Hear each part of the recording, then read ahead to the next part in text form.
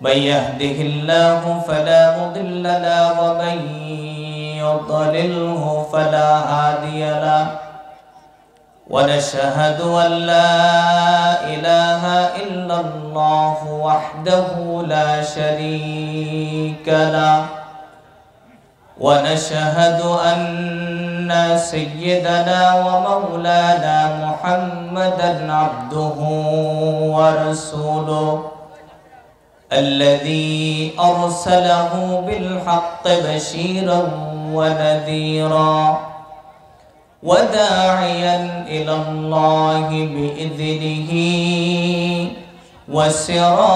وسراجا منيرا فقد قال الله تعالى في كلامه المجيد وفرقانه الحميد সকল একটু জবান খুলে আমার সাথে পড়ুন أعوذ بالله من الشيطان الرجيم بسم الله الرحمن الرحيم ثم جعلناك على شريعة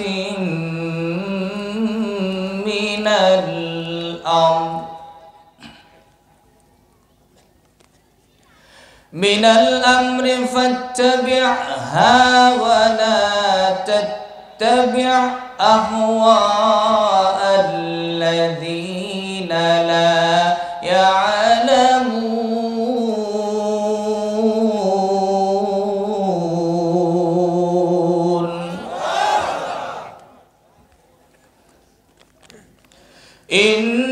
إنهم لن يغنوا عنك من الله شيئا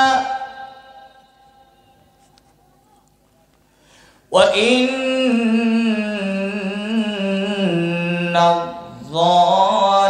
الظالمين بعضهم أولياء بعض والله ولي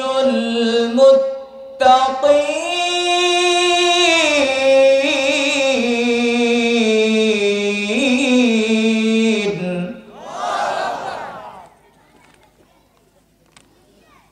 وقال تعالى في شان حبيبه مخبرا وآمرا إن الله وملائكته يصلون على النبي يا أيها الذين آمنوا صلوا عليه وسلموا تسليما اللهم سيدنا مولانا محمد وعلى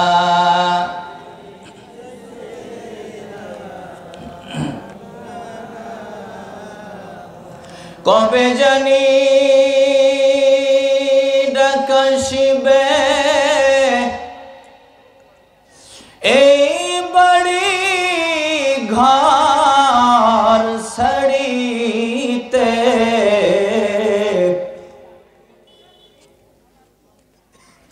কবে জানি ডাকাশিবে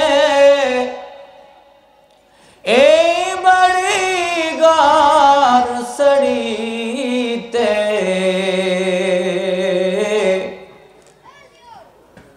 পরনের কাপড় খুলে খুলে সাদা কাফন পড়িতে আল্লাহুম্মা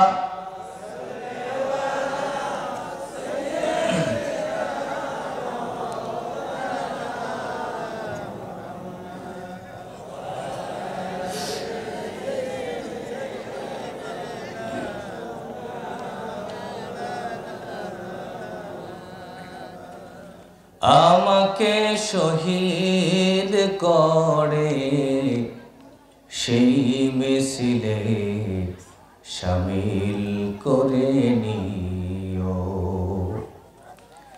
যেই মিছিলের নেতা আমির হামজা, খুবাইব খাব্বাব, আবু সাইদ মুগ্ধ, সাইফুল, যারা সবাই ছিল তোমার প্রিয়, শামিল করে নিও। লা ইলাহা ইল্লাল্লাহ, লা ইলাহা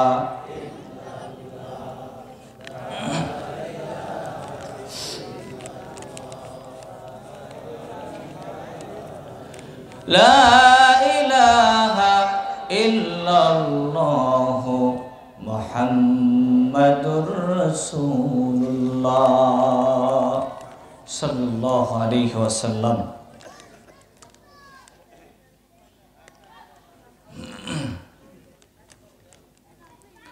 আলহামদুলিল্লাহ, গঙ্গা বরকান্দি প্রাইমারি স্কুল মাঠ প্রাঙ্গণ, গঙ্গা বরকান্দি যুব সংগঠনের উদ্যোগে আয়োজিত এলাকাবাসী প্রবাসীদের সার্বিক সহযোগিতায় নবম বার্ষিকী তাফসিরুল কোরআন মাহফিলের শেষ অধিবেশনে আজকের প্রোগ্রামের সম্মানিত সভাপতি জনাব মোহাম্মদ ফারুক হোসেন বিশ্বাস, সাবেক সভাপতি গঙ্গা বরকান্দি জামে মসজিদ, আল্লাহ পাক আজকের এই প্রোগ্রামের সম্মানিত সভাপতি সাহেবকে আল্লাহ পাক দিনের জন্য কবুল করুক, বলেন আমিন। হায়াতে বারাকাত দান করুক, দুনিয়া আখিরাতে আল্লাহ তাকে কামিয়াবি দান করুক, বলেন আমিন। আজকের প্রোগ্রামের সম্মানিত প্রধান অতিথি জনাব ইঞ্জিনিয়ার জাকির হোসেন সরকার, সদস্য সচিব কুষ্টিয়া জেলা বিএনপি, উনি অনুপস্থিত আছেন। জি আচ্ছা, বিশেষ কাজে ঢাকাতে আছেন। আল্লাহ তাকে কবুল করুক, আল্লাহ তাকে নিরাপত্তা দান করুক, আমিন। আমাদের মাঝে উপস্থিত আছেন বিশেষ অতিথিবৃন্দ, মোহাম্মদ হায়াত আলী, সভাপতি মনোহরদিয়া ইউনিয়ন বিএনপি, যুগ্ম আহ্বায়ক কুষ্টিয়া সদর থানা বিএনপি, সাবেক চেয়ারম্যান মনোহরদিয়া ইউনিয়ন, আছেন হাবিবুর রহমান হাবিব, ব্যবসায়ী সমাজসেবক, কামরুজ্জামান কামরুল, আহ্বায়ক মনোহরদিয়া ইউনিয়ন পরিষদ। উপস্থিত রয়েছেন জনাব মোহাম্মদ আশরাফুল আজাদ বাবলু সাহেব, বাংলাদেশ জামাত ইসলামী ইবি থানা সম্মানিত আমির ও সদস্য, জেলা জামাতের শুরা সদস্য। আল্লাহ পাক সম্মানিত মোহতারাম বিশেষ অতিথিকে আল্লাহ পাক কবুল করুক। আছেন মোহাম্মদ আমিরুল ইসলাম, থানা ব্যবসায়ী সমিতি সভাপতি ইবি কুষ্টিয়া, মোহাম্মদ আবুল হাশেম মনোহরদি ইউনিয়ন আমির, ইবি শুরা কর্ম পরিষদ সদস্য। আল্লাহ পাক রব্বুল আলামিন আজকের যারা অতিথি রয়েছেন, আল্লাহ পাক সকলকে হায়াতে তৈয়বা সিহহাতে কুল্লিয়া দান করুক, বলেন আমিন। আল্লাহ সকলকে দ্বীনের জন্য কবুল করুক, বলেন আমিন। উপস্থাপনা রয়েছেন হাফেজ মোহাম্মদ আব্দুল লতিফ সাহেব, মুহতামিম কন্দকতিয়া দারুস সুন্নাহ হাফিজিয়া মাদ্রাসা। আগামীকালকের মহিলা প্রোগ্রাম রয়েছেন, মা বোনরা সেখানে আসবেন অবশ্যই। কথা বলেছেন, আমি এতক্ষণ পর্যন্ত আমার সামনে কথা বলেছেন অতিথি জনাব আশরাফুল আজাদ বাবলু সাহেব, চমৎকার কথা বলেছেন দ্বীনের বিষয় নিয়ে। তিনটি গুরুত্বপূর্ণ পয়েন্টের উপরে তিনি কথা বলেছেন। আল্লাহ পাক সেই কথাগুলো আমাদেরকে বোঝার, আমল করার তৌফিক দান করুক, আমিন। বিভিন্ন নেতৃবৃন্দ, বিভিন্ন রাজনৈতিক দলের নেতৃবৃন্দ, ইসলামী আন্দোলনের কর্মীবৃন্দ, সম্মানিত গঙ্গা বরকান্দি এলাকাবাসী, যুব সমাজ, শ্রদ্ধেয় মুরব্বিয়ানে আজাম, পর্দার অন্তরালে অবস্থিত মহতারিমা মায়ের বোনেরা, আমরা সর্বপ্রথম সেই মহান মালিকের দরবারে শুকর আদায় করছি, যিনি আমাদেরকে কবুল করে এখানে বসার তৌফিক দিয়েছেন। তিনি কে? শুকরিয়া তান বলছি আলহামদুলিল্লাহ। দরুদ সালাম পাঠ করছি মহান মালিকের দরবারে, মহান মালিকের যিনি রাসূল, বার্তাবাহক, বিশ্বনবী, বিশ্ব মানবতার কল্যাণের কাণ্ডারী মুহাম্মদুর রাসূলুল্লাহ, সকলে বলুন সাল্লাল্লাহু আলাইহি ওয়াসাল্লাম। এতক্ষণ কথা বলেছেন আরো আমার আগে বক্তা, দ্বিতীয় বক্তা হাফেজ মাওলানা মাসুম বিল্লাহ সাহেব, চমৎকার কথা বলেছেন কোরআন সুন্নাহর আলোকে, সুন্দর কণ্ঠ দিয়ে কথা বলেছেন। আল্লাহ পাক তার কণ্ঠকে দিনের জন্য কবুল করুক, বলেন আমিন। আল্লাহ তার কথাগুলো আমাদেরকে আমল করার তৌফিক দান করুক। আরও কথা বলেছেন হাফেজ মাওলানা কারি আফজাল হোসাইন মোহতামিম সুবর্ণ এগ্রোফুট হাফেজিয়া মাদ্রাসা। আল্লাহ পাক সকলকে কবুল করুক। আমি একদম শেষের দিকে আসছি আপনাদের সামনে। আপনারা হয়তো বা ক্লান্ত হয়ে গেছেন নাকি? ক্লান্ত হন নাই তো? কলিজায় সাহস আছে? কোরআনের কর্মীরা, কোরআন প্রেমিকরা কি ক্লান্ত হয়? কোরআন প্রেমিকরা ক্লান্ত হয়?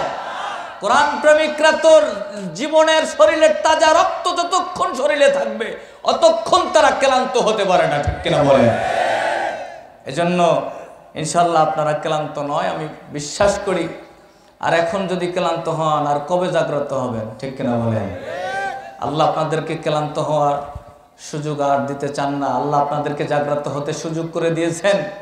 জাগ্রত হতে হবে আল্লাহর জমিনে, আল্লাহর দ্বীনকে কায়েম করার জন্য, আবু সাঈদ মুগ্ধ জালেমকে উৎখাত করার জন্য, ন্যায় ইনসাফকে প্রতিষ্ঠা করার জন্য।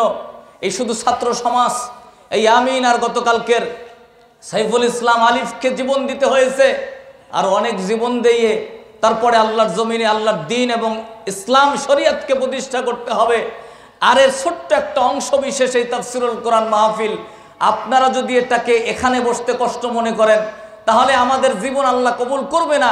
ওই দিন কায়েমের সাথী আমরা হতে পারবো না, আল্লাহর জান্নাতের তো সঙ্গী আমরা হতে পারবো না। কথা বলেন ঠিক কিনা?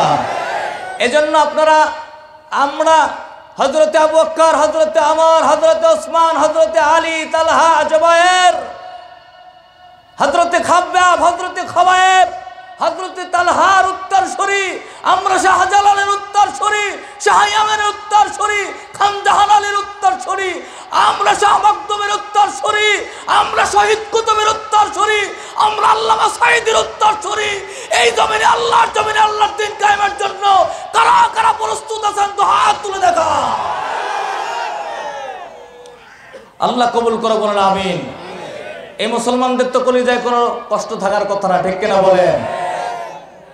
আগে মাহফিলগুলো হতে দিত না।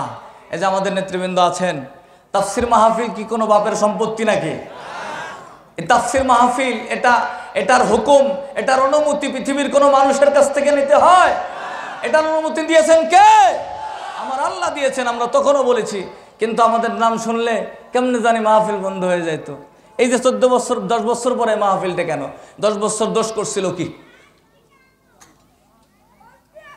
কিন্তু আমরা এমন একটা সিচুয়েশনে ছিলাম যে ইসলাম, কোরআন, সুন্নাহ, নবী, উলামায়ে কেরাম সবচাইতে বেশি নির্যাতনের শিকার হয়েছে, ঠিক কিনা বলেন? যার প্রমাণ নির্যাতন যারা করেছে তারা যাদেরকে নিয়ে করত তাদের একটা সংগঠন হলো উগ্রবাদী হিন্দু সংগঠন ইসকন, যাদেরকে আগে মানুষ অতটা চিনত না। কালকে দেখেছে যে আমাদের কলিজার টুকরা এক ভাই সাইফুল ইসলাম আলিফ ভাই, একজন আইনজীবী, অ্যাডভোকেট চট্টগ্রামের, কিভাবে তাকে আপনারা অবশ্যই দেখেছেন গলা কেটে জবাই করে তার শরীরে কপিয়ে কপিয়ে তাকে হত্যা করা হয়েছে, শহীদ করা হয়েছে।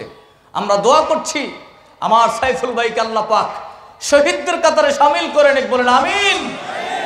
এই উগ্রবাদী হিন্দু, এই মুশরিকরা কখনো মুসলমানের বন্ধু হতে পারে না, এটা আল্লাহ পাকের কোরআন বলেছে।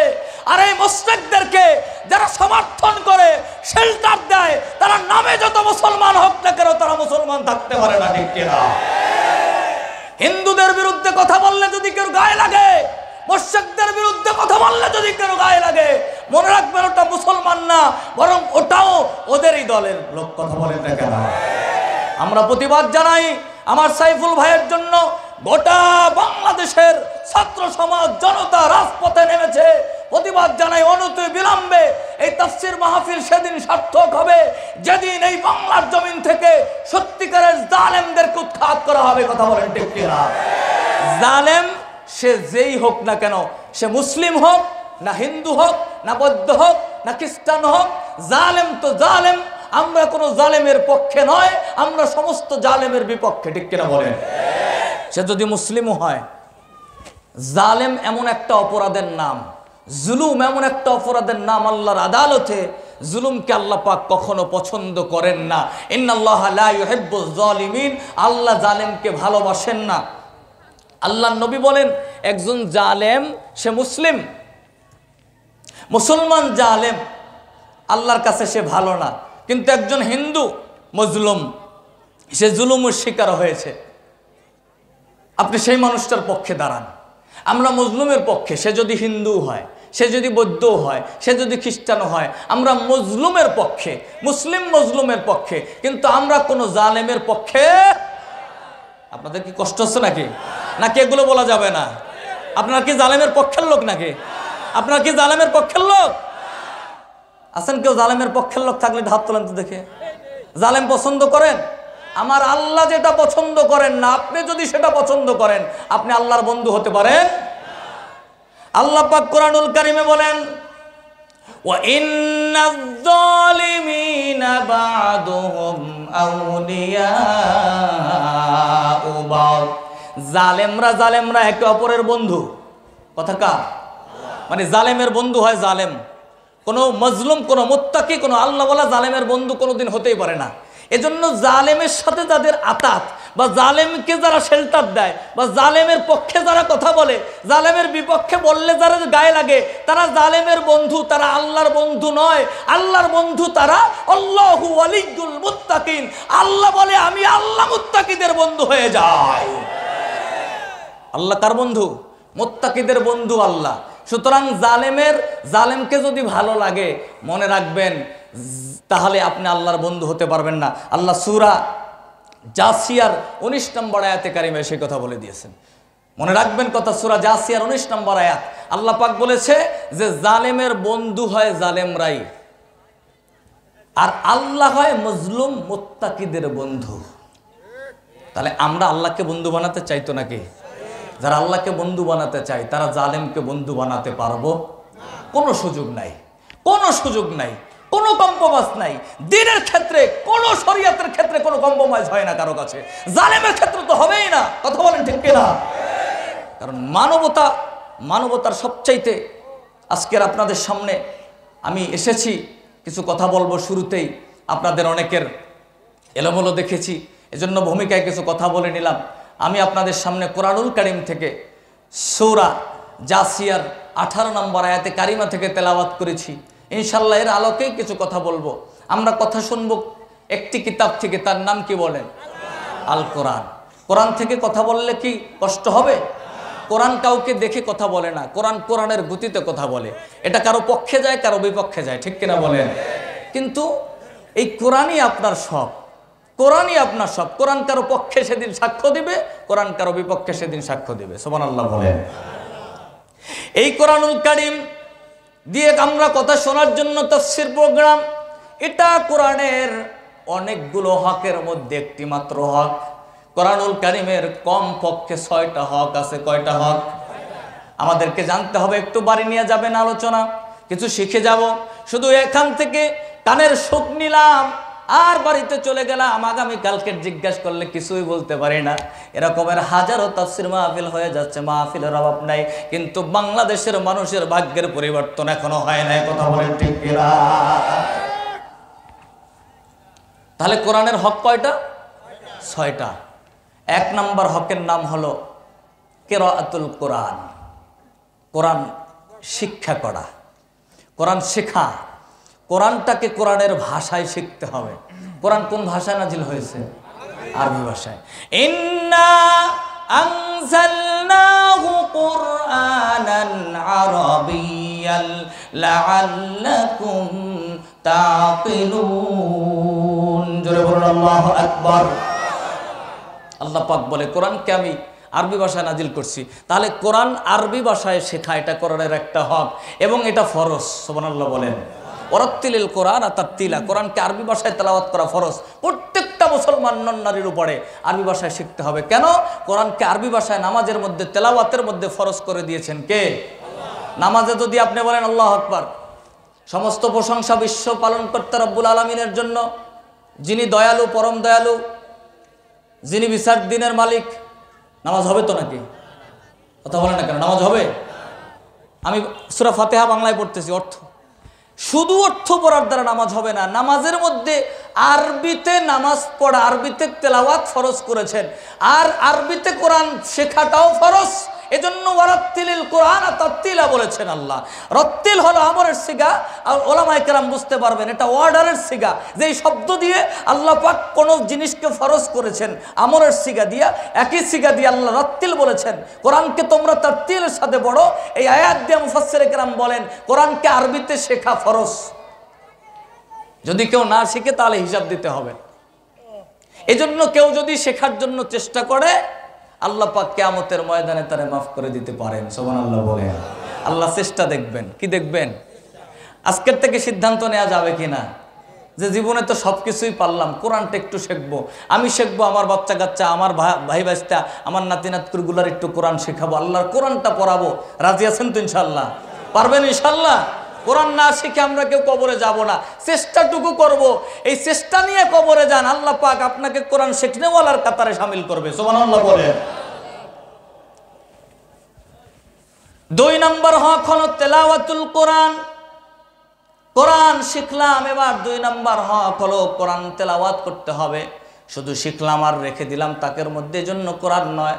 কোরআনটা পড়তে হবে, বারবার নাড়াচাড়া করতে হবে, কোরআনটাকে ধরতে হবে, সম্মান করতে হবে, আদর করতে হবে, ভালোবাসতে হবে, তেলাওয়াত করতে হবে সকাল বিকাল। আমি আমার যুবকদেরকে বলি, ছাত্র ভাইদেরকে বলি, যে ব্যক্তি প্রতিদিন সকালে সন্ধ্যায় কমপক্ষে 5টা আয়াত হলেও পড়বে, 2টা আয়াতও পড়বে, আল্লাহ পাক রব্বুল আলামিন তার জীবনে কোনোদিন কোনো অভাব অনটন দিবে না। কোরআনের এই শব্দগুলো একটি মানুষের জন্য শেফা। এগুলো সব আপনারা শুনেছেন। বিগত 5-6 বছর আগে পাকিস্তানে একটি হসপিটালের মধ্যে একজন হার্ট অ্যাটাক রোগী অত্যন্ত কঠিন অবস্থায় রয়েছে, অপারেশন দরকার। অপারেশন থিয়েটারে যখন তাকে ঢুকানো হলো, ডক্টররা ঢুকেছেন, নার্সরা ঢুকেছেন, তাকে ওপেন হার্ট সার্জারি করা হবে, এজন্য তাকে থিয়েটারের মধ্যে ঢুকানো হয়। ডাক্তার সাহেব সব কিছু রেডি করতেছে, তার পকেটের মধ্যে আল্লাহর কোরআনের মধ্যে, এই মোবাইলের মধ্যে দিয়ে কোরআনুল কারীম বাজতেছে, কোরআনুল কারীমের সূরাতুর রহমান বাজতেছে। সুবহানাল্লাহ বলেন। ওই পেশেন্টটা তার বেডে বসে বসে লম্বা সময় পর্যন্ত ডাক্তারের পকেটের মোবাইলের কোরআনুল কারীমের সূরাতুর রহমান শুনতেছিল। ডাক্তার সাহেব যখন তার অপারেশন ওপেন হার্ট সার্জারি শুরু করবে, এবার তিনি লাস্ট অ্যান্ড ফাইনাল তিনি চেক আপ করার জন্য, যে এই মুহূর্তে তার হার্টের কন্ডিশন কেমন আছে এটা বোঝার জন্য আবার তাকে আরেকবার চেকের জন্য বলা হইল। তার সহকর্মীরা তাকে চেক আপ করলো, রিপোর্ট নিয়ে আসা হলো। রিপোর্টে দেখা গেল যে মানুষটার সিদ্ধান্ত হয়েছে যাকে ওপেন হার্ট সার্জারি করা হবে, অথচ এই মুহূর্তে দেখা যায় সেই মানুষটার হার্টের মধ্যে কোনো সমস্যা নাই। জোরে করে আল্লাহু আকবার। ডাক্তার সাহেব ডাক দিয়ে বলে, ভাই কি ব্যাপার? অবাক হয়ে গেলেন তিনি, পুরা হসপিটালের লোকজন অবাক। কি হলো, কি হলো? যে মানুষটার ওপেন হার্ট সার্জারি করতে হবে অথচ এখন তার হার্টে কোনো সমস্যা নাই। এক পর্যায়ে মুসলিম ডাক্তার তিনি বললেন, চিন্তা করলেন আর বললেন যে এতক্ষণ পর্যন্ত কোরআন চলছিল, আমার ভাইকে কোরআন শুনতেছিল নাকি? জিজ্ঞাসা করা হয়, ভাই আপনি কি আল্লাহর কোরআন শুনছেন? বলে হ্যাঁ। আমার মনের মধ্যে কোনো কিছু ভালো লাগতেছিল না। যখন আমি আল্লাহর কোরআনের সূরা রহমান শুনতেছি তখন আমার হৃদয়টা বড় হয়ে গেছে, আমার সব পেরেশানি টেনশন দূর হয়ে গেছে। আমি মুগ্ধ হয়ে শুনতেছিলাম।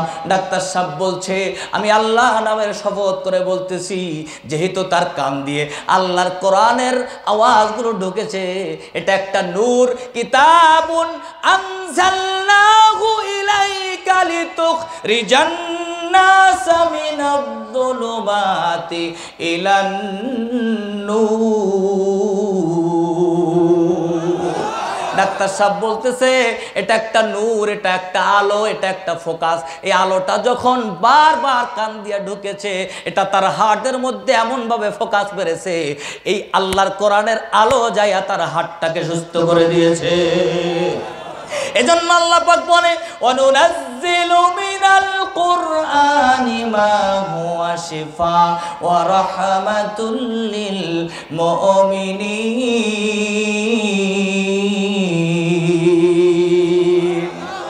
এজন্য কোরআন তেলাওয়াত করলে রোগ মুক্ত হয়। সুবহানাল্লাহ বলেন। তাহলে তেলাওয়াত করা যাবে তো যাবে ইনশাআল্লাহ। আপনাদের কি কষ্ট হচ্ছে নাকি? তাহলে আমরা কি তাকের উপরে রেখে দেব নাকি একটু কোরআনটা পড়বো? সকাল বিকাল একটু কোরআন পড়া শুরু করবেন। পড়া যারা স্টুডেন্ট আছে আমি বলে দিলাম আপনাকে, আপনার অন্য পড়া, অঙ্ক করতে, ম্যাথ পড়তে, হায়ার ম্যাথ পড়তে যত বেশি সময় লাগে, আল্লাহ পাক আপনাকে কোরআন পড়ার জন্য 5 মিনিট কোরআনের পিছনে সময় দেওয়ার কারণে 2 ঘন্টার পড়াটাকে আল্লাহ পাক 1 ঘন্টার মধ্যে আপনার ব্রেনে ঢুকাইয়া দিবে।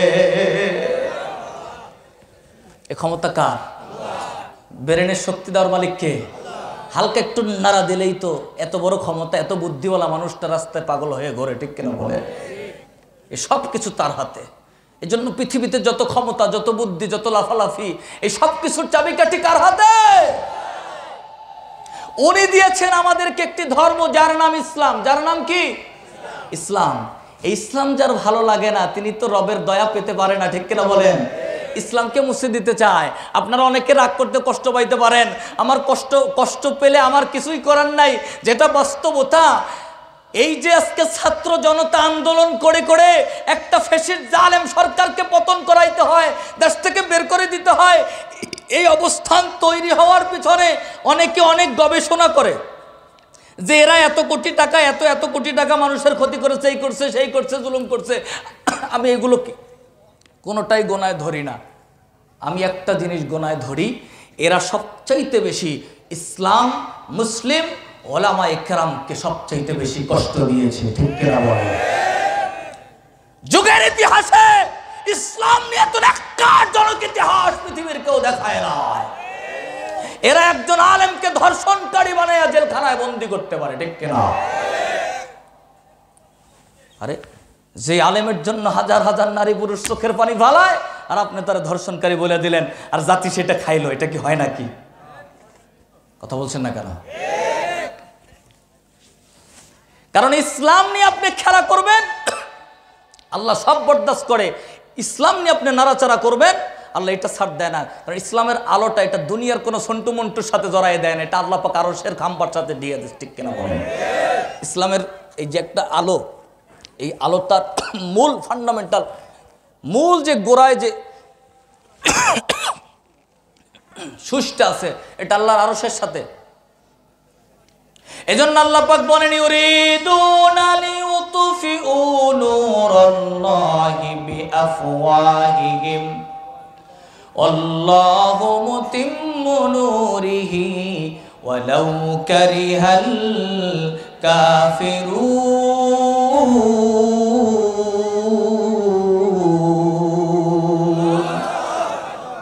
আল্লাহ কয় যারা ইসলাম নিয়ে ইসলামের আলো নিভাই দিতে চাও, মনে রাখবে তোমরা নিভে যাবে।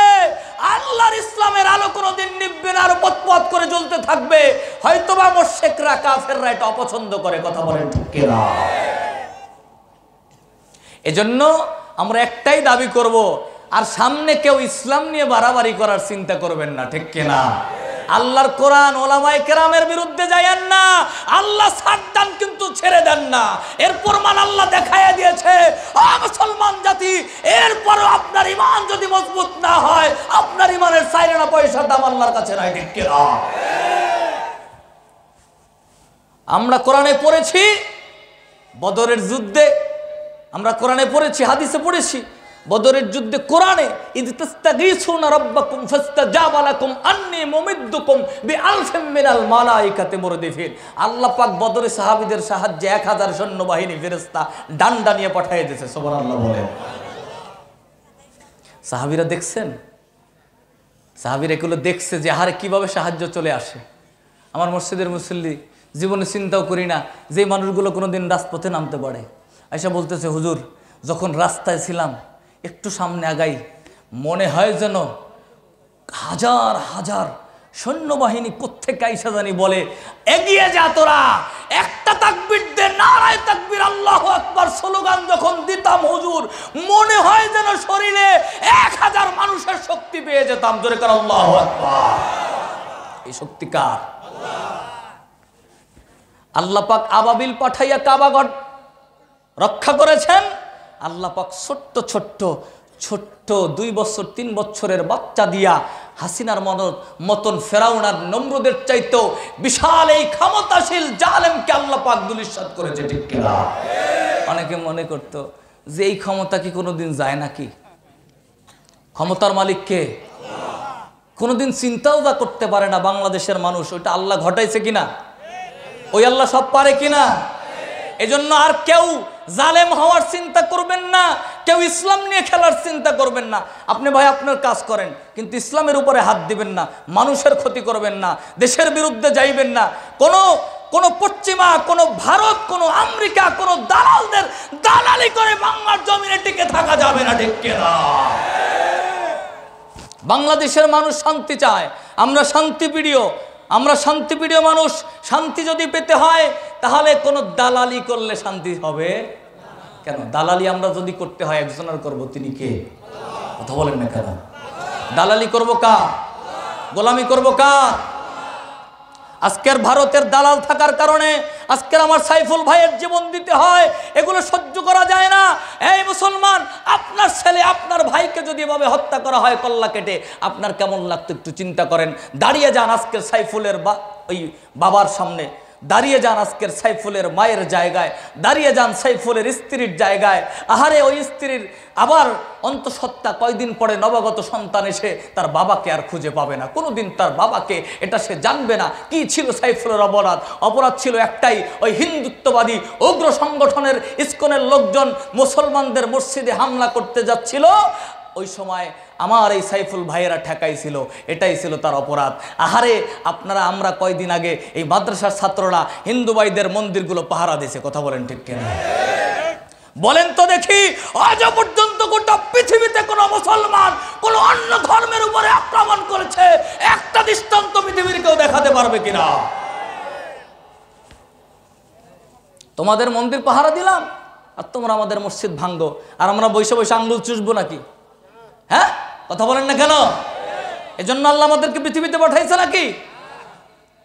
শরিয়াতের জন্য কলিজা সাফ হয়ে যেতে হবে।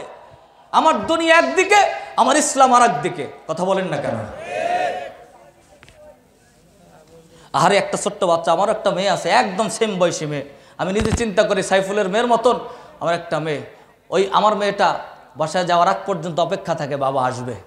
এই মেয়েটাও অপেক্ষায় থাকবে যে আমার বাবা আসবে, কিন্তু ওর অপেক্ষা যে কবে কাটবে এই প্রশ্নের জবাব কেউ কোনোদিন দিতে পারবে না। ঠিক কিনা?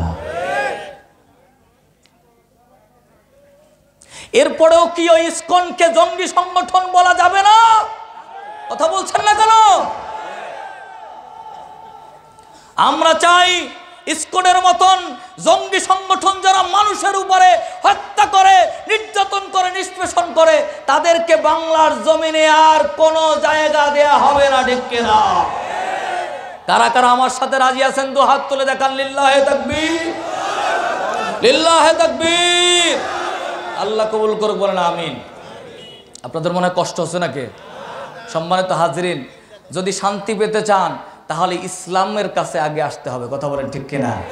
আমার আল্লাহ পাক রব্বুল আলামিন বলেন, হে নবী, আমার নবীকে বলেন, সুবহানাল্লাহ বলেন, আমার নবীকে এমন একজন নবী যিনি তার জীবনে কোনো একটা মিথ্যা কথা বলেন।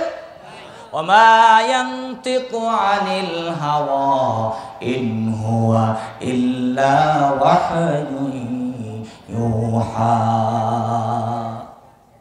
আল্লাহ পাক বলে নবী আমার কোনোদিন ওহী ছাড়া কোনো কথা বলে মা জাগাল বসর ওয়া মা তাগা। আমার নবী কোনোদিন অবাধ্য কোনো জিনিসের দিকে তাকান নাই, তিনি আমার নেতা। জোরে কোন ঠিক কিনা? মা কাযাবাল ফুআদু মা রাআ।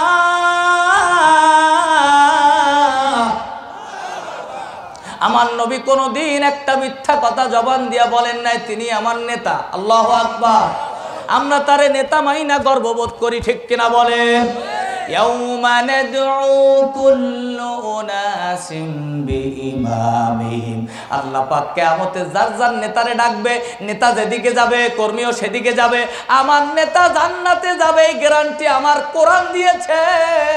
এজন্য আমি আশা করতে পারি নেতার পিছনে জান্নাতে যাব, ঠিক কিনা? আপনিও যদি আমার নবীর নেতা মানেন, ওই নবী জান্নাতে গেলে আপনারে ছাইরা যাবে না।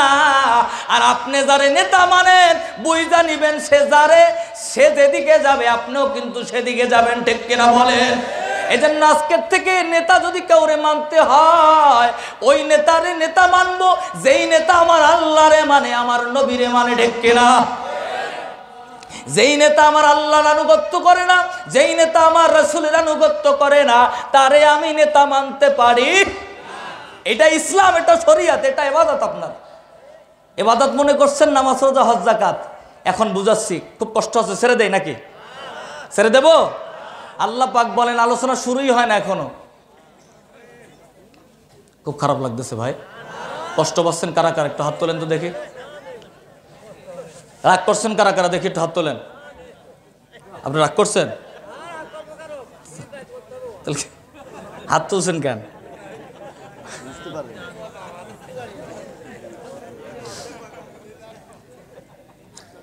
প্রিয় ভাইরা আমার, খেয়াল করেন একটু। শরীয়ত আমরা বুঝি না, আমাদের বাংলাদেশের মানুষ দিন বোঝে না, ইসলাম বোঝে না। এটা আমাদের কপাল পোড়া। আমরা যতই চেঁচাই আর যাই করি, ইসলাম বাংলাদেশে প্রতিষ্ঠা হওয়া এত সহজ বিষয় নয়, ঠিক কিনা বলেন? এখনো মানুষ ইসলামরে ভয় পায়, এখনো ইসলামরে ভয় পায়। মনে করে ইসলাম যদি ক্ষমতায় আসে তাহলে মনে হয় জানি আমার সব শেষ হয়ে যাবে। ইসলামরে ভয় পায় কারা জানেন?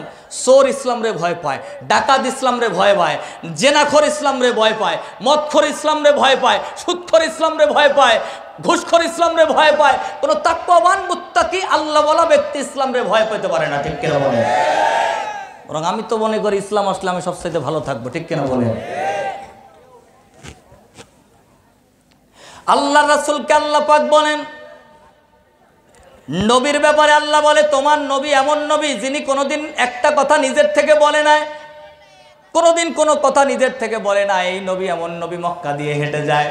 আহারে, সাহাবায়ে কেরাম দেখতো আমার নবী যখন হাঁটতো, রৌদ্রের তাপ নবীর চেহারায় পড়ে লাল হয়ে যেত। আল্লাহ পাক আমার নবীকে ভালোবেসে আসমানের মেঘমালাকে অর্ডার করতেন, হ্যাঁ মেঘমালা যা যা, আমার নবী মক্কার অলিতে গলিতে হাঁটতেছে, আমার নবীর চেহারার মধ্যে সূর্যের তাপ লেগে আমার নবী বড় কষ্ট পায়, তুই গিয়ে একটু ছায়া দিয়ে আমার নবীকে আশ্রয় দে। জোরে কোন সুবহানাল্লাহ। আমার নবীকে আল্লাহ ভাবে ভালোবাসতেন, বাঁচাতেন। অথচ ওই নবীকে তায়েফের ময়দানে রক্ত দিতে হয়েছে, ওহিদের ময়দানে দান দান মুবারক শহীদ করতে হয়েছে, শুধুমাত্র দিনকে প্রতিষ্ঠার জন্য।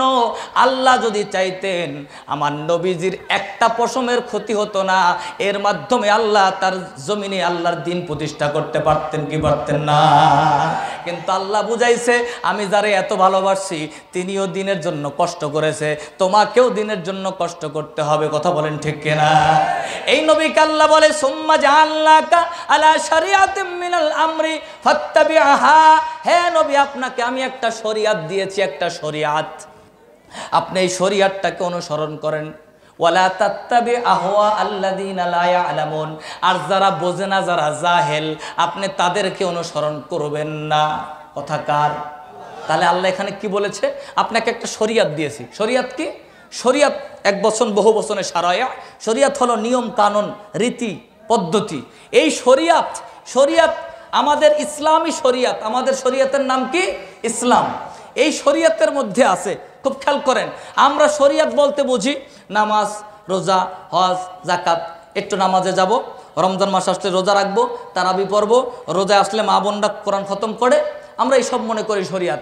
টাকা হইলে হজে যাব, টাকা হইলে যাকাত দেব, দান সদকা করবো, জিকির আজকার করবো, তসবিহ টিপবো। কথা বলেন না কেন? এগুলোই তো শরীয়ত, আমরা এগুলোই মনি।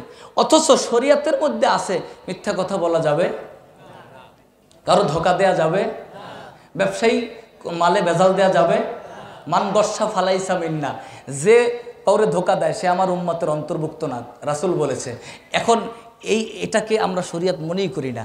ওই নামাজি ব্যবসায়ী টুপি একটা মাথায় দিয়ে, দাড়ি কতগুলো রাইখা, জুব্বা একটা পইরা, উনি মালে ভেজাল দিয়ে জনগণরে কাস্টমারের ধোকা দিয়ে আইসা আল্লাহু আকবার যায় নামাজ একটা বাস করে নিয়ে ইমাম সাহেবের পিছনে এসে দাঁড়ায়। কথা বলেন না কেন?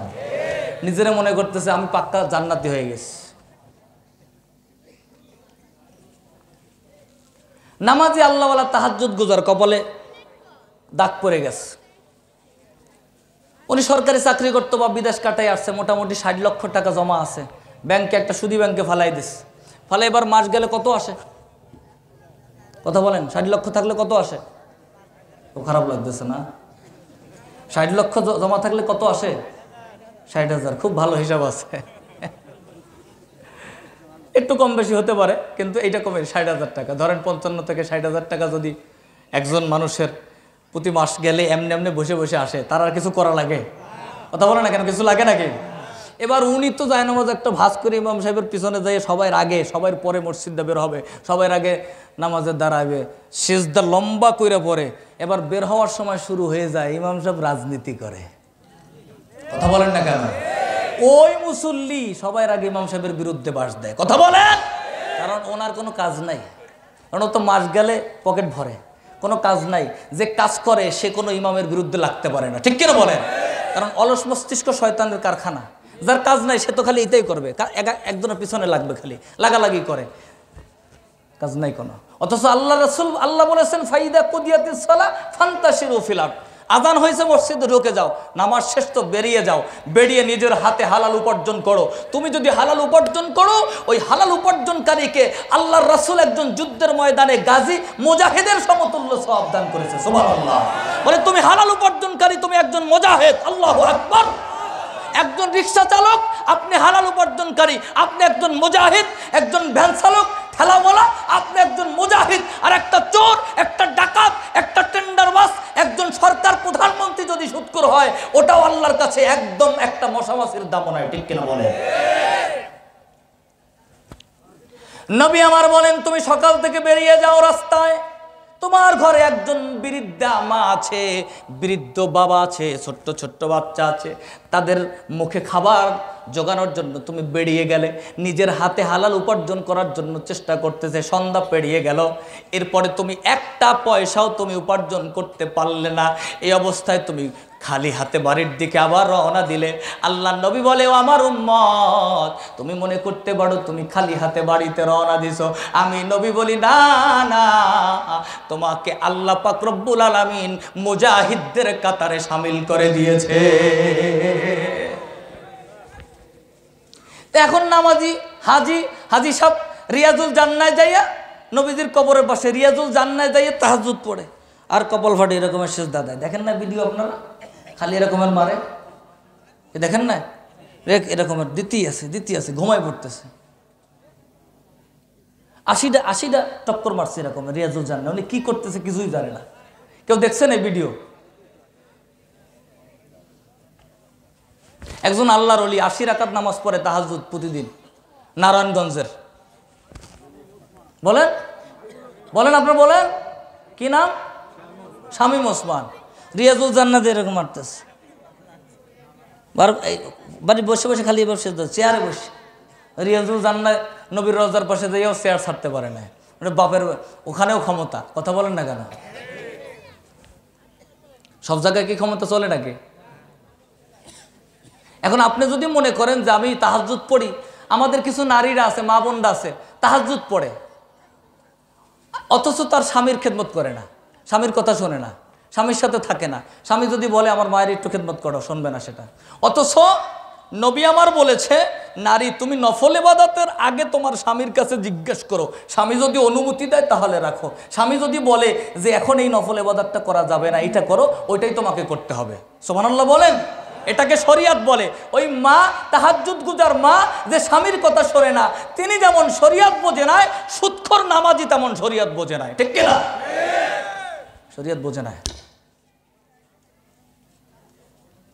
যিনি ইনসাফের পক্ষে কথা বললে, জুলুমের বিপক্ষে কথা বললে এটাকে রাজনীতি মনে করে, সে শরিয়াত বোঝে না। কোরআনুল কারীমের হক বলছিলাম কয়টা? আপনারা একটু মনে রাখবেন আমি কোন জায়গায় দিয়ে কোথায় যাই। 6টার মধ্যে কয়টা বলছি? 3টে। একটু খেয়াল করেন, আপনাদের নিয়ে একটু এক জায়গায় যাবো। অনেকে বুঝেন না, এই জন্য চলে যাচ্ছেন, কিন্তু যারা শেষ পর্যন্ত থাকবেন তারা বুঝবেন। কয়টা বিষয় বলছি? 6টা। কয়টা বললাম? 3টা। 1 নম্বর কি? হ্যাঁ বলতে হবে। এখন ভুলে গেলে কি নিয়ে যাবেন বলেন? শেখা। রাজি আছেন তো ইনশাল্লাহ? 2 নম্বর পর্ব। কি করব?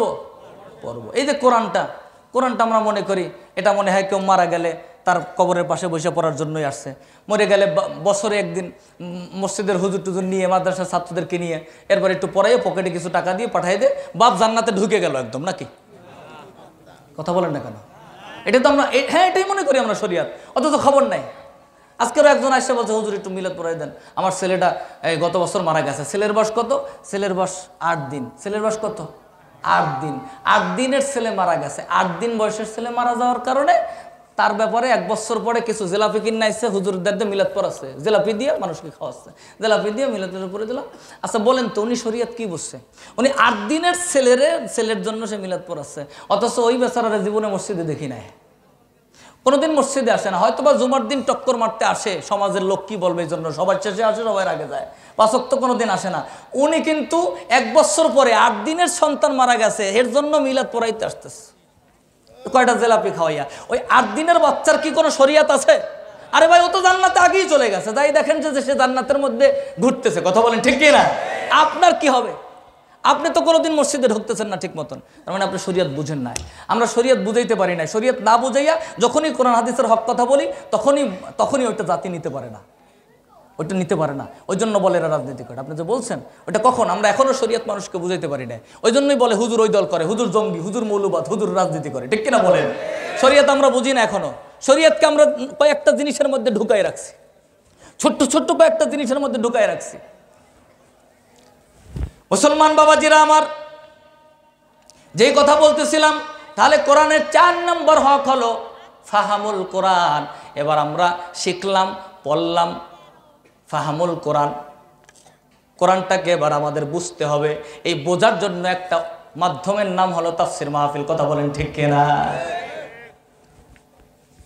এরপরে 5 নম্বর হলো আমালুল কোরআন। কোরআনকে আমল করতে হবে। এই সব কিছু করলাম, যদি আমল না করি কোনো লাভ আছে? কোনো লাভ নাই। এবার 6 নম্বর সবচেয়ে ইম্পর্টেন্ট হক হলো একামাতুল কোরআন। কোরআনটাকে একামত করতে হবে। সুবহানাল্লাহ বলেন। কি করতে হবে? কোরআনকে প্রতিষ্ঠা করতে হবে। কোরআন আসছে এজন্যই, কোরআন শুধু তেলাওয়াত আর শুধু অর্থ পড়া, অনুবাদ করা আর তাফসির মাহফিলে বসা আয়োজন, এজন্যই কোরআন নয়। আর মিলাদ পড়া আর কয়েকজন মানুষ আসলে তাদেরকে কোরআন পড়ে খাওয়ানোর জন্য না। হ্যাঁ হুজুরদের খাওয়াবেন, মাদ্রাসার ছাত্র এতিম বাচ্চাদের খাওয়াবেন, খাওয়ানো বড় সওয়াব কাজ, এমনি খাওয়াবেন। কথা বলেন ঠিক কিনা? মুসলমান বাবাজিরা আমার, এই কোরআনটা আসছে একামতের জন্য। একামত কি? এই কোরআনের মধ্যে, কোরআন পড়লে যেমন মজা লাগে, কোরআনের মধ্যে আইন আছে। হাফেজ সাহেব রমজান মাসে তারাবি পড়ে, তারাবিতে খতম তারাবিতে কোরআন পড়ার জন্য কোরআন আসছে, আমরা এটা অনেকে মনে করি। এজন্য হাফেজ সাহেবের পকেট ভরে দিই রমজান মাসে।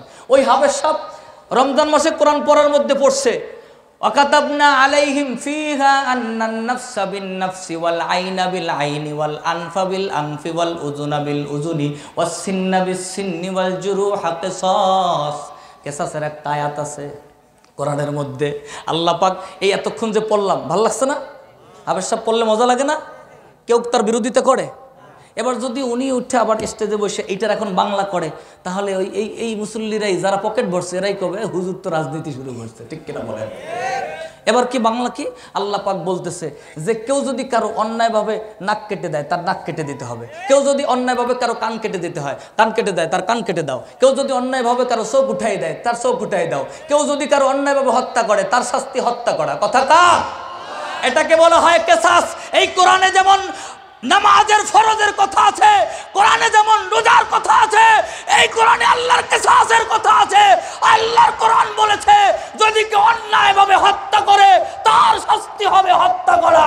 বাংলাদেশে যারা গণহত্যা করেছে তাদের কোনো শাস্তি, বিকল্প শাস্তি নাই, একমাত্র শাস্তি হলো হত্যা করতে হবে, ঠিক কিনা? হাজার হত্যার একবার শাস্তি দেন, বাকিটা আল্লাহর কাছে ছেড়ে দিলাম। এছাড়া আমরা কাউরে ক্ষমা করব না, কথা বলেন ঠিক কিনা? আপনি ক্ষমা করলে আপনি গাদ্দারি করলেন মজলুমদের সাথে। আপনি কোনো জালেমকে ক্ষমা করা মানে আপনি মজলুমের সাথে গাদ্দারি করলেন, আপনি মজলুমের হক আদায় করেন নাই। কারণ কি জানেন? কারণ একটা জালেমকে যখন ক্ষমা করেন, একটা হত্যাকারীকে যখন ক্ষমা করেন, আর একটা হত্যাকারী জন্ম নেয়, আর একটা জালেম জন্ম নেওয়া শুরু করে দেয়। এজন্যই আল্লাহর কোরআন কিসাসের বিধান করেছে যে যখন তুমি শাস্তি দিবা, ওইটা যখন জনগণ দেখবে আর কিছু, আর একটা ওই হত্যা করার সাহস পাবে না, কথা বলেন ঠিক কিনা? এই কোরআনের মধ্যে একটা বিধান আছে, ওয়াসারিকু ওয়াসারিকাতু ফাকতাউ আইদিয়াহুমা, কেউ যদি চুরি করে তার শাস্তি হলো তার হাত কেটে দাও। এটা নামাজে ইমাম সাহেব যদি পড়ে ওয়াসারিকু ওয়াসারিকাতু ফাকতাউ আইদিয়াহুমা, মজা লাগতেছে কিনা? এ হুজুর খুব ভালো, হুজুর খুব সুন্দর কণ্ঠ। এখন এইটাই যদি আমি বলি যে বিধান হলো চুরি করে তার শাস্তি হলো তার হাত কেটে দিতে হবে, আচ্ছা এটা কে কেটে দিবে? চোরের হাত। এই বিধানটা কি আপনি পালন করবেন না? এই বিধানটা কি এমনিতে দিছে আল্লাহ কোরআনের মধ্যে? এমনিতে আসছে? আল্লাহ এটা দিছে কেন? আল্লাহর কোরআনটা কি কোনো অক্ষর আপনার ফালতু মনে হয়, নর্মাল মনে হয়, অকেজো মনে হয়? এমনিতে দিছে আল্লাহ। তাহলে এইটা আপনি বাস্তবায়ন কেমনে হবে? এখন হাত কাটার মাধ্যমে বাস্তবায়ন হবে। এই কাটবে কে? এই আইনটা বাস্তবায়ন করবে কে? এটা আমার দায়িত্ব না। এটার দায়িত্ব হলো যিনি দায়িত্বে থাকবে একটা রাষ্ট্রের, সেখানে একটা সংসদ আছে যেখান থেকে আইন পাস হয়, একটা আদালত আছে, একটা বিচারালয় আছে। একটা চোরকে পুলিশ বাহিনী ধরে নিয়ে যাবে, জজের সামনে হাজির করবে, জজ সাহেব আল্লাহর কোরআনটা ধরবে, ধরে দেখবে এই চোরের শাস্তি কি, চোরের শাস্তি কোরআন দিয়ে বের করবে, বের করে দেখবে হাত কেটে দিতে হবে, আইন পাস হয়ে যাবে, হাত কেটে দাও, হাত কেটে ছাইড়ে দেবে, বের হবে, এবার রাস্তায় হাঁটবে হাত কাটা, জনগণ দেখে মনে করবে এটা চোর, আর কোনোদিন কেউ চুরি করার সাহস পাবে না, ঠিক কিনা? এজন্যই মূলত কোরআনটা এসেছিল। এইটা যেদিন বাস্তবায়ন হবে ওদিন হবে ইকামাতুল কোরআন। ওইটাকে বলে ইকামাতুল কোরআন। এর আগে ইকামাতুল কোরআন হবে যারা এটা চাবেন তারা কোরআনের এই হকটা আদায় করার পক্ষে, যারা এটা চাবেন না তারা কোরআনের হক আদায় করলেন না। কষ্ট হচ্ছে নাকি ভাই? মুসলমান বাবাজিরা আমার, তাহলে শরিয়াতকে পুরাটা বুঝতে হবে। শরিয়াত ছোটখাটো কোনো জিনিস না, শুধুমাত্র একটা সামান্য জিনিস না। মুসলমান বাবাজিরা আমার, শরিয়াত হলো ইনসাফের একটি জিনিস। আমি যেমন একজন নামাজি হব, আমি তেমন ইনসাফওয়ালা হব, আমার দ্বারা কেউ কষ্ট পাবে না। আমি স্বামী হয়ে আমি কোনো স্ত্রী আমার দ্বারা কষ্ট পাবে না, আমি বাপ আমার ছেলে কষ্ট পাবে না, আমি ভাই আমার ভাই কষ্ট পাবে না, আমি ভাই আমার বোন ক্ষতিগ্রস্ত হবে না, আমি চেয়ারম্যান আমার উত্তরসূরি কর্মীরা ক্ষতিগ্রস্ত হবে না, আমি শিক্ষক আমার ছাত্ররা আমার পক্ষ থেকে জুলুমের শিকার হবে না, কথা বলেন ঠিক কিনা? এটাও একটা শরিয়াত, এটাও শরিয়াত। আল্লাহ পাক কোরআনের মধ্যে বলেন সূরা নামল 90 নম্বর আয়াত, ইন্নাল্লাহা ইয়া'মুরু বিল আদলি ওয়াল ইহসান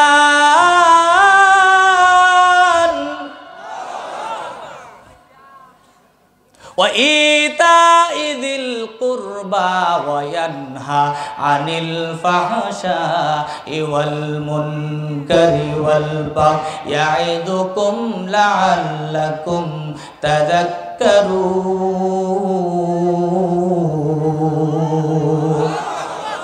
কথাকার আয়াতের মধ্যে 6টা বিধান আছে, 3টা হলো আদেশ, 3টা নিষেধ। আল্লাহর অর্ডার, এটা কোনো যেন তেন কথা না। আল্লাহ সরাসরি বলে ইন্নাল্লাহ, আল্লাহ নিজে আদেশ করেছেন। এই আয়াতটা গোটা পৃথিবীর খতিবরা সানি খুতবার শেষে বলে ইন্নাল্লাহ ইয়া'মুরু বিল আদলি ওয়াল ইহসান। কমান পড়ছে কিনা? অনেকে শুনতে শুনতে মুখস্থ। কেন পড়ে? এটা সবচাইতে গুরুত্বপূর্ণ একটা আয়াত। মুফাসসিরে কেরাম বলে একটা আয়াতই যদি কোনো মানুষ মানতো, বুঝতো, জানতো, তাহলে তার জন্য আর কোনো কিছু লাগতো। হযরতে ওসমান বিন মাজউন রাদিয়াল্লাহু তাআলা আনহু, তখনও এই ওসমান বিন আফফান নয়, আর একজন ওসমান, তখনও তিনি সাহাবী হন নাই, তখন ইসলাম গ্রহণ করেন নাই। একদিন আল্লাহর নবীর সামনে বসা গল্প করতেছেন, হঠাৎ করে তিনি তাকায় দেখতেছেন পয়গম্বরে আরবির গোটা শরীরটা ঘামে জর্জরিত হয়ে গেছে, কপাল থেকে ঘাম ঝরতেছে। ওসমান ডাক দিয়ে বলে, ইয়া রাসূলুল্লাহ, আপনি ঘামতেছেন কেন? মনে হয় আপনার কাছে কোনো ওহী নাজিল হচ্ছে। আল্লাহ নবী ডাক দিয়ে বলে, ওসমান, হ্যাঁ তুমি সঠিক বুঝেছো, এইমাত্র জিবরাইল আমিন আমার কাছে কোরআনের সবচাইতে ভারী আয়াতটা আমার কাছে নাজিল করে গিয়েছে। ওসমান ডাক দিয়ে বলে, পয়গম্বর কোন আয়াত নাজিল হয়েছে আমার একটু পয়রা শোনান। সুবহানাল্লাহ বলেন। ইসলাম গ্রহণ কিন্তু এখনো করেন নাই। এই আয়াত শুই না একজন মুশরিকও মুসলমান হয়ে যায়, জোরে কোন সুবহানাল্লাহ। এখনো ইসলাম গ্রহণ করে নাই। ওসমান ওই সময় বলতেছে, ইয়া রাসূলুল্লাহ কোন আয়াতটা নাজিল হয়েছে আমাকে একটু শোনান। আল্লাহর নবী তখন পয়রা শোনাচ্ছে, ইন্নাল্লাহা ইয়া'মুরু বিল আদলি ওয়াল ইহসান ওয়া ইতা'i যিল কুরবা ওয়া ইয়ানহা আনিল ফাহশাই ওয়াল মুনকারি ওয়াল বাগয়। ওসমান আয়াতটা পড়তেছে, অটোমেটিক চোখ দিয়ে টপ টপ করে পানি পড়তেছে। ওসমান কাঁদতেছে। পয়গম্বর ডাক দিয়ে বলে, ওসমান তুমি কাঁদতেছে কেন? বলে, ইয়া রাসূলুল্লাহ, ইয়া হাবিবাল্লাহ, যেই আল্লাহর কোরআনের মধ্যে এত চমৎকার কথা থাকতে পারে, এটা কোনো মানুষের বানানো কোরআন হতে পারে না। আমি ওসমান বুঝে ফেলেছি, অটোমেটিক অলরেডি তার কলিজার মধ্যে আল্লাহ পাক দ্বীনের বুঝদান করেছে। ওসমান বলে, ইয়া রাসূলুল্লাহ, দেরি কইরেন না, এই মুহূর্তে আমাকে কালেমা পড়ায়া দেন, লা ইলাহা ইল্লাল্লাহু মুহাম্মাদুর রাসূলুল্লাহ। ওসমান এই আয়াত শুনে মুসলমান হয়ে গেছে। সেই আয়াত হলো সূরা নামলের 90 নম্বর আয়াত। এই আয়াতের মধ্যে আল্লাহ পাক একটা অর্ডার করেছে, বিল আদল। কি বলেছে বলেন? আদল, ইনসাফ। ইনসাফ প্রতিষ্ঠা করতে হবে। এখন ইনসাফও যে শরিয়াত, এটা আমরা অনেকেই বুঝি না। কথা বলেন ঠিক কিনা? এটা বুঝি না, মনে করি এগুলো শরিয়াতের কোনো অংশ না, এগুলো খালি রাজনীতির কথা, অমুক দলের কথা। ভাই, এই জিনিসটা থেকে যতদিন বেরোইতে না পারবেন অতদিন আপনার কাজ হবে। আদল এটাও একটা শরিয়াত। আদল মানে ইনসাফ প্রতিষ্ঠা করা, ন্যায় প্রতিষ্ঠা করা। আপনার ভাই আপনার থেকে যা পাওনা পরিশোধ করে দেবেন, এখানে কোনো কমতি করবেন না, এটা আদল। এই কথা বলেন ঠিক কিনা? আদল হলো, কেউ আপনাকে সালাম দিবে, আসসালামু আলাইকুম, আপনি তাকে সালাম দিলেন, ওয়া আলাইকুমুস সালাম, এটাকে বলা হয় আদল। আপনি সালাম দিবেন না, আপনি জুলুম করলেন, সালামের জবাব নেবেন না, আপনি তার উপরে জুলুম করলেন, আদল করলেন না। আদল ইনসাফ প্রতিষ্ঠা করা। ইনসাফ এমন একটা জিনিস যেটা মানুষকে রহমত দেয় আল্লাহর পক্ষ থেকে। ইনসাফের বিপরীতে হলো জুলুম। জুলুম এমন একটা জিনিস যেটা আল্লাহর পক্ষ থেকে গজব নাজিল করে। এগুলো শরিয়ত ভাই। কেউ কাউরে জুলুম করলে আল্লাহ তারে ছাড়বে না। আল্লাহর কোরআনের মধ্যে আল্লাহ পাক হক, আল্লাহর হক যেগুলো আছে, এই হকের ব্যাপারে আল্লাহ পাক ছেড়ে দিবেন, বান্দার হক আল্লাহ ছাড়বেন না। আজকের যে শরিয়াত আমরা বুঝি, এই মক্কার জীবনে 13 বছরের রাসূল নামাজ, রোজা, হজ, যাকাত, এই একটা দাওয়াতও মক্কায় দেন নাই। খুব কষ্ট হচ্ছে আপনাদের মনে হয়, রাগ করতেছেন নাকি? মক্কার জীবনে নামাজও ফরজ হয় না, হজও ফরজ হয় না, যাকাতও ফরজ হয় না। বিশ্বাস হয় আপনাদের? হুজুরে বলেন তো দেখি, নামাজ ফরজ হয়েছে কবে? মদিনায় যাইয়া, দ্বিতীয় হিজরিতে। মক্কার জীবনে, মক্কার 13 বছরে নামাজ, রোজা, হজ, যাকাত ছিল না। তাহলে এগুলো কি ছিল? এগুলো ছিল মানুষের সাথে খারাপ ব্যবহার করা যাবে না, মানুষকে কষ্ট দেওয়া যাবে না, মানুষের উপরে জুলুম করা যাবে না, মানুষকে হত্যা করা যাবে না। কথা বলেন ঠিক কিনা? এই যে জিনিসগুলো, এগুলো রাসূল শিখাইতো, এগুলো শরিয়াত। আমরা এই শরিয়াত মানতে চাই না। যখন একটা জাতির উপর থেকে ইনসাফ উঠে যায়, জুলুম নাজিল হয়, জুলুম চলতে থাকে, আল্লাহর রহমত তখন আর ওই জাতির উপরে থাকে না। আর যখন জুলুম বন্ধ হয়ে যায়, ইনসাফ চালু হয়ে যায়, আল্লাহর রহমত নাজিল হওয়া শুরু করে দেয়। সুবহানাল্লাহ বলেন। এজন্য আফগানিস্তানে ইনসাফ কায়েম হয়েছে, খোলাফায়ে রাশিদিনের খেলাফত প্রতিষ্ঠা হয়েছে, আল্লাহ পাকের জুলুম বন্ধ হয়ে গেছে, ইনসাফ প্রতিষ্ঠা হয়েছে, আল্লাহর রহমত নাজিল হওয়া ধরছে। আফগানিস্তান অর্থনৈতিকভাবে এত উন্নতির শিখরে পৌঁছে যাচ্ছে যে গবেষকরা বলতেছে কয়েক বছরের মধ্যে ওটা পৃথিবীতে অর্থনৈতিক অন্যতম একদম টপ লেভেলের একটা রাষ্ট্রে পরিণত হবে আফগানিস্তান। সুবহানাল্লাহ। যখন আপনি ইনসাফ কায়েম করবেন, তখন আল্লাহর রহমত নাজিল হবে। ইনসাফ এমন একটা জিনিস, নিয়ত করলেই রহমত। জুলুম এমন একটা জিনিস, নিয়ত করলেই গজব। করা লাগবে না, খালি নিয়ত করবেন, সাথে সাথে গজব। আমার একটা মনে পড়ে যে একটা কথা, শুআবুল ঈমান হাদিসের গ্রন্থ, ইমাম বাইহাক্কির লেখা সহিহ হাদিস, আব্দুল্লাহ ইবনে আব্বাস রাদিয়াল্লাহু তাআলা থেকে হাদিস বর্ণিত। আব্দুল্লাহ ইবনে আব্বাসকে রইসুল মুফাসসিরিন, যাকে আল্লাহর নবী কলিজায় চাপ দিয়ে দোয়া করছে, আল্লাহুম্মা ফাক্কিহু ফিদ্দিন, হে আল্লাহ আমার আব্বাসকে, আব্দুল্লাহকে তুমি ইলমের গভীরতা দান করো। সুবহানাল্লাহ বলেন। মুহাদ্দিসিনে কেরাম লেখেন যে আল্লাহ পাক আব্দুল্লাহ ইবনে আব্বাসের কলিজার মধ্যে ওই সময় ব্লুটুথ করে শেয়ারিট করে নবী পাকের সব জ্ঞান দিয়ে দিয়েছে। সুবহানাল্লাহ। বুঝতেছেন তো আব্দুল্লাহ ইবনে আব্বাসকে? এই আব্দুল্লাহ ইবনে আব্বাস যিনি সবচাইতে বেশি কোরআন বুঝেছেন নবীজির পরে, তিনি বর্ণনা করেন। তার থেকে রেওয়ায়েত ইমাম বাইহাক্কি উল্লেখ করেছেন, তৎকালীন যুগের, অনেক আগের যুগের এক বাদশা, তিনি ভালো মানুষ ছিল, রাষ্ট্রনায়ক, রাষ্ট্রপতি, সরকার প্রধান, খারাপ ছিল না, লোক ভালো ছিল। তো উনি শিকার করতে বের হয়েছেন জঙ্গলে, জঙ্গলে বের হয়েছে শিকার করতে, অনেক গভীর রাত হয়ে গেছে, এখন রাজদরবারে ফেরার সময় নাই। একজন কাঠুরিয়ার বাড়িতে মেহমান হওয়ার জন্য গেলেন।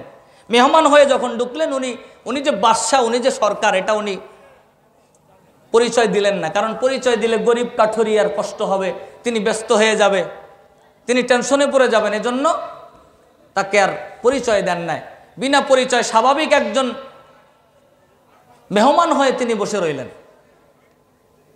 তো এখন মেহমানদারি করানোর জন্য কাঠুরিয়া ব্যস্ত হয়ে গেলেন, কারণ মেহমানদারি করানো এটা একটা সুন্নাত, এটা মুমিনের গুণ। এখন তার গোয়ালের মধ্যে ছিল গরু, অনেকগুলো গরুর মধ্যে থেকে একটা গরুর তিনি দুধ দহন করতেছে, যে দুধ দিয়ে তিনি মেহমানের মেহমানদারি করাবে। তো মেহমান মানে এই বাদশা ঘর থেকে তাকায় দেখতেছেন দুধ দোহাইতেছে, দুধ হয়ে যাচ্ছে, একটা গরুতে 20 থেকে 30টা গরুর দুধ। সুবহানাল্লাহ বলেন। একটা গরুতে 20 থেকে 30টা গরুর দুধ হয়েছে। তো বাদশা দেখে লোভ লাগছে, এমনি খারাপ না, কিন্তু লোভ সামলাইতে পারে না। একদিকে লোভ, আর একদিকে আমি সরকার, আমি রাষ্ট্রপতি, এটা গরম আছে না? হ্যাঁ, আর এই রকমের একটা গরু, স্পেশাল গরু, আনকমন গরু, এটা থাকলে তো বাদশার বাড়ি থাকবে, এটা সামান্য একটা কাঠুরিয়ার বাড়ি থাকবে কেন? কথা বলেন। এই জিনিসটা তার মধ্যে ঢুকে গেছে যে এত বড় একটা সম্পদ, এটা থাকলে কার বাড়ি থাকবে? এটা তো আগে সরকারের থাকবে, কাঠুরিয়ার বাড়ি থাকবে কেন? তার মানে ওনার লোভ ঢুকে গেছে, একটা অহংকার ঢুকে গেছে। এবার উনি চিন্তা করছে ওনার জুলুমের, ওনার ক্ষমতার অপব্যবহার করে উনি এখন এইটাকে ওনার রাজদরবারে ঢুকাবে। ওনার মনের মধ্যে এবার জুলুমের নেট ঢুকে গেছে, সিস্টেমে গরুটাকে উনি ওনার রাজদরবারে নিয়ে যাবে, এটা কাঠুরিয়ার থাকতে পারবে না। চিন্তা করতেছে আজকের মেহমান হয়ে আসলাম, আজই যদি বলি কেমন দেখা যায়। উনি পরের দিন চলে গেছে, এক সপ্তাহ পরে আবার বাড়িতে আসছে, এসে আবার ওই কাঠুরিয়ার বাড়িতে মেহমান হয়েছে। মেহমান হয়ে আবার তিনি ঘরের মধ্যে থেকে বসছেন, আর কাঠুরিয়া আগের মতনই এই গরুটা দিয়েই দুধ দহন শুরু করছে মেহমানের জন্য। বাদশা কিন্তু তাকাই আছে, তার মনে আছে কোন কালারের, কোন ডিজাইনের, কোন সাইজের গরু। তো আজকে তাকাই দেখতেছে ওই গরুটাই তো, কিন্তু মোটামুটি কোনো রকমের কেজি খানিক দুধ হয়ে বন্ধ হয়ে গেছে, আর দুধ নাই। ব্যাপার কি? উনি অবাক হয়ে গেলেন, ডাক দিছে, এই ভাই, ওই যে গরুটা তোমার এর আগের বার আমি দেখে গেছি, যেটায় 20 থেকে 30 কেজি দুধ হয়েছে, এটা কি ওই গরুটা না? বলছে হ্যাঁ ওই গরুটাই। তা বলে আজকের গরুর দুধ কই? বেচারা বলতেছে, ভাই আমার মন বলছে আমাদের দেশের রাষ্ট্রনায়ক, রাষ্ট্রপ্রধান জুলুম করা শুরু করছে। তো বাদশা চিন্তা করতেছে, হায় রে হায়, এই রাষ্ট্রপ্রধান তো আমি, জুলুম তো করা শুরুই করি না, খালি নিয়ত করছি। তাই যদি এরকমের দুধ শেষ হয়ে যায়, আল্লাহ যদি রহমত ছিনায় নেয়, তাহলে কি হবে? ভালো মানুষ, খারাপ মানুষ না। ওনার মন পরিবর্তন হয়ে গেছে। রাজদরবারে যাইয়া আল্লাহর কাছে গভীর রজনীতে হাত তুলে তাওবা করতেছে, আল্লাহ আমি বুঝতে পারি নাই, আমি আমার একটা মজলুম গরিব কাঠুরিয়ার সম্পদের উপরে হস্তক্ষেপ করা শুরু করেছিলাম, জুলুম করা শুরু করেছিলাম। ও মালিক, আমি অন্যায় করেছি, আমাকে তুমি মাফ করে দাও। আল্লাহ কবুল করেছেন তাওবা, ভুল স্বীকার করেছেন। সপ্তাহখানিক পরে আবার শিকারে বের হয়েছেন, ওই বাড়িতেই তিনি হাজির, কাঠুরিয়ার বাড়িতে। কাঠুরিয়ার বাড়িতে এসে আবার মেহমান হয়ে গেলেন। কাঠুরিয়া আজকেরও ওই গরুটা দিয়ে দুধ দহন করা শুরু করছে। উনি তাকায় দেখতেছেন গরুর দুধ ওই প্রথমবারের মতন 20 থেকে 30টা গরুর দুধের সমান হয়ে গেছে। এবার বাদশা বাইরে বলতেছে, ভাই ব্যাপার কি, কি কাহিনী? প্রথমবার যা হইল এবারও তাই হচ্ছে, মাঝখানের কম হইল, বিষয়টা কি? উনি এবার বলতেছে, ভাই আমার মন বলছে আমাদের দেশের রাষ্ট্রপ্রধান এখন ইনসাফ করা শুরু করে দিয়েছে। আল্লাহু আকবার। বাদশা ডাক দিয়া বলে, ভাই মনে কিছু নিও না, বাস্তব কথা আমি বলি, তোমার দেশের রাষ্ট্রপ্রধান ইনসাফ করা শুরু করে নাই, বরং ইনসাফের নিয়াত করেছে মাত্র। আল্লাহু আকবার। খালি নিয়াত করেছে, আল্লাহ পাক রব্বুল আলামিন নিয়াতের কারণে রহমত ফিরাইয়া দিয়েছে। আর তোমার দেশের রাষ্ট্রপ্রধান জুলুমের নিয়াত করেছিল, তখন আল্লাহ রহমত ছিনাইয়া নিয়েছে। জুলুম এমন একটা জিনিস যেটা নিয়াত করলেই কাজ হয়ে যায়, ইনসাফ এমন একটা জিনিস নিয়াতের মাধ্যমে কাজ হয়ে যায়। এজন্য এটাও শরিয়াত ভাই, এটাও শরিয়াত, আপনাকে বুঝতে হবে। এজন্য আল্লাহর জান্নাতে যদি যেতে চান, তাহলে কোনো মানুষের উপরে কোনো জুলুম করে কোনোদিন আল্লাহর জান্নাত পাওয়া যাবে না, ঠিক কিনা বলে? আল্লাহর নবী রাষ্ট্রপতি, রাষ্ট্রনায়ক, মদিনার মধ্যে দুর্ভিক্ষ, তিনি একা নিজের হাতে সাহাবায়ে কেরামদেরকে নিয়ে শেষের দিকে চলে যাচ্ছি, সাহাবীদেরকে নিয়ে নিজের হাতে তিনি ত্রাণ বিতরণ করতেছিলেন, ত্রাণ দিচ্ছিলেন। এমন সময় আজান হয়ে গেছে, জোহরের আজান মসজিদ নববীতে। আজান শুনে আল্লাহর নবী বলে, সাহাবায়ে কেরাম কাজ বন্ধ করে দাও, ত্রাণ দেওয়া বন্ধ করে দাও, আজান হয়েছে, মসজিদে চলে যাও, নামাজে চলে যাই। আল্লাহর নবী কাজ বন্ধ হয়ে গেল, নিজে দাঁড়ায় গেলেন, দাঁড়াইয়া তার শরীরের পোশাকটা এভাবে জোরে জোরে ঝাড়তেছেন। ওমর রাদিয়াল্লাহু তাআলা ডাক দিয়ে বলে, ইয়া রাসূলুল্লাহ, ইয়া হাবিবাল্লাহ, হুজুর, হ্যাঁ ইয়া রাসূলুল্লাহ, আপনি এত বেশি জোরে জোরে কেন ঝাড়তেছেন? আল্লাহর নবী ডাক দেয়া বলে, সাহাবীরা রে, এতক্ষণ পর্যন্ত হাজার হাজার মানুষকে আমি ত্রাণ বিতরণ করেছি, হাজার হাজার মানুষকে আমি গম দিয়েছি, জব দিয়েছি। ছোট্ট ছোট্ট জবের কণা, গমের কণা যদি কোনো একটা কণা অজান্তে যদি আমার পোশাকের মধ্যে ঢুকে থাকে, এই পোশাক নিয়ে যদি আমি আল্লাহর দরবারে নামাজে দাঁড়ায়া যাই, ওই নামাজ আমার আল্লাহ কবুল করবে না। আল্লাহ ডাক দেয়া বলবে, মুহাম্মদ তুমি নামাজ পড়ছিলা, অথচ তোমার পোশাকে জনগণের সম্পদ ছিল। এই জন্য ঝাড়তেছি জোরে জোরে। এটা শরিয়াত, এটা ইসলাম। মানুষ যখন এটা বুঝবে, বলেন তো দেখি, ওই মানুষের দ্বারা কোনোদিন কোনো মানুষ ক্ষতিগ্রস্ত হবে? তাহলে আমরা এমন একটা ইনসাফ ভিত্তিক সমাজ, এমন একটা ইনসাফ ভিত্তিক রাষ্ট্র ব্যবস্থা চাই। কারা কারা চান দুহাত তুলে দেখান, লিল্লাহে তাকবীর। আল্লাহ কবুল করুক আপনার। মুসলমান বাবাজিরা আমার, এজন্য আসুন আমরা সর্বশেষ কথা, শরিয়াত বুঝি, ইসলাম বুঝি, আমরা একটু ইসলামের দিকে আগাই। আজকের থেকে সিদ্ধান্ত নেই, স্ত্রী হিসাবে স্বামীকে কখনো কষ্ট দিব না, স্বামী হিসাবে স্ত্রীকে কষ্ট দিব না, ভাই হিসাবে ভাইয়ের সাথে জুলুম করব না, শিক্ষক ছাত্রের সাথে জুলুম করব না, নেতা কর্মীর সাথে জুলুম করব না। আজকের থেকে সিদ্ধান্ত হবে, আমরা যতদিন বেঁচে থাকবো অন্য কোনো মানুষের ক্ষতি করব না। একটা সিদ্ধান্ত যদি নিয়ে যেতে পারি, ইনশাল্লাহ কিয়ামতের ময়দানে, আদালতে মাহশারে আল্লাহ পাক শুধু ইনসাফ করার কারণে কিয়ামতের ময়দানে ন্যায়পরায়ণ শাসকদের সাথে আল্লাহর আরশের নিচে ছায়া দিয়ে জান্নাত দিয়ে দিবে। আল্লাহ কবুল করে, বলেন আমিন। সম্মানিত হাজিরিন, আপনাদের কষ্ট হচ্ছে নাকি? খারাপ লাগছে না? এই যে অনেকে চলে যাচ্ছে,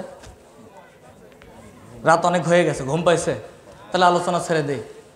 আল্লাহ কবুল করুক, যতটুকু হয়েছে এতটুকুই থাক। যদি আর একদিন কোনো দিন দেখা হয়, আবার কথা হবে ইনশাল্লাহ।